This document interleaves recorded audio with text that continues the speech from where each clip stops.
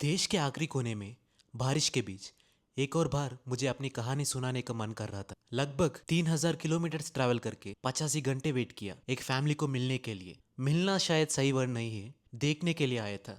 देखकर अपने कैमरा में कैप्चर करने के लिए आया था। ये इंसानों की फैमिली नहीं है, जंगल की एक बहुत ही rare family, black panthers family. इन्हें गोस्ट ऑफ द फॉरेस्ट कहते हैं। दुनिया के लेपर्ड्स में सिर्फ 10% ही ब्लैक पैंथर्स पैदा होते हैं, और एक फीमेल ब्लैक पैंथर के दो ब्लैक पैंथर कप्स पैदा होना और भी रेयर है। इसी फैमिली को देखने के लिए 4 दिन तक हर रोज सुबह 4 बजे जंगल में जाते थे। बीच में 4 घंटे रेस्ट लेकर फिर दोपहर से शाम तक वेट करते थे। हम मानसून में आए थे, इसीलिए ज़्यादातर टाइम बारिश होती थी। जब बारिश नहीं होती तो बहुत ज़्यादा गर्मी और ह्यूमिडिटी होती थी। और इन सबसे भी ज़्यादा, सुनने में छोटी सी बात लगेगी, लेकिन हंड्रेड्स ऑफ मक्खियाँ सुबह से शाम तक हमारे आसपास घूमते रहते थे। लेकिन ये सब सह सकते थे उस फैमिली के लिए।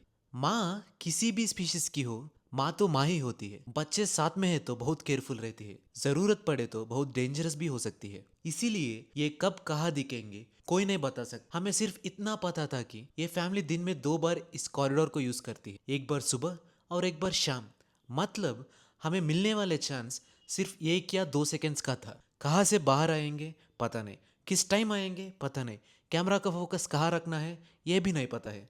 इसी अनसर्टेनिटी की वजह से अंदर एक बेचैनी रहती थी। बहुत घंटे वेट करने के बाद एक दिन सुबह 4:45 हम सब एक तरफ देख रहे थे। तभी माँ हमारे पीछे से चुपचाप क्रॉस कर गई। हमें समझ आने से पहले एक कप भी क्रॉस कर गया, लेकिन दूसरे कप के क्रॉस करने के वो 2 सेकेंड्स मैं अपने कैमरा में कैप्चर कर पाया।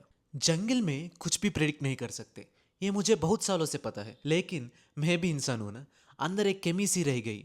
अरे बस इतनी है, इतनी 1000 किलोमीटर ट्रैवल करके सिर्फ 2 सेकेंड्स। वही फीलिंग पूरी दिन मेरे साथ रही, अगले दिन सुबह भी। लेकिन अगले दिन शाम को जब लगा कि अब सब खत्म हो गया, शाम 5:30 बजे इतनी देर से शांत जंगल में अचानक आवाजें शुरू हो गई। इसका मतलब सिर्फ एक ही था, ब्लैक पैंथर फैमिली पास में ही थी। माँ बहुत केयरफुली वेट कर रही थी कॉरिडोर क्रॉस करने के लिए। इसी बीच एक कब, अब सिर्फ 5 महीने का, मुझसे थोड़ी दूर एक पेड़ पर चढ़ना सीखते हुए लगभग आधे घंटे तक हमारे सामने रहा।